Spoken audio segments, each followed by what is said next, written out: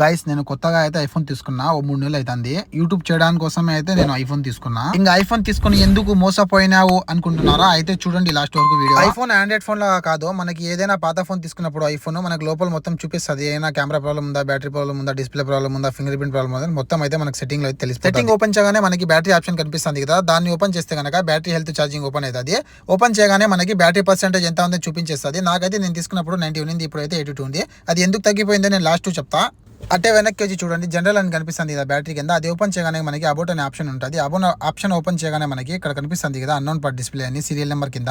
ఇది మామూలుగా ఫోన్ మంచిది ఉంటే కనిపించదు. ఏమైనా ప్రాబ్లం ఉన్న డిస్ప్లే ఏదైనా మన ఫోన్లో ప్రాబ్లం ఉంటే అదైతే చూపించేస్తుంది, అన్నోన్ అని చూపించేస్తుంది. మనకు అర్థమైపోతుంది ఇది మార్చినారని. నా ఫోన్ కి ప్రాబ్లం అంటే 90% బ్యాటరీ 82 అయితే వచ్చేసింది 3 నెలల్లో. ఇదైతే బూస్టింగ్ చేసేసినారు. ఇదైతే కనిపెట్టలేరు బూస్టింగ్ చేస్తే కనుక ఫోన్ కి అది చూపించదు సెట్టింగ్లలో. మీరు ఎవరైనా తీసుకుంటే కనుక గ్యారంటీ ఇవాళ ముందే అని అడిగి అయితే తీసుకోండి. 3 నెలల్లో నా బ్యాటరీ వచ్చేసి ఇంకా సర్వీస్ అని చూపించేస్తుంది, ఇంకా తగ్గిపోతుంది. ఇప్పుడు మార్చుకోవాలంటే బ్యాటరీ 7-8 వేలు అయితే అవుతుంది నాకు ఇంకా.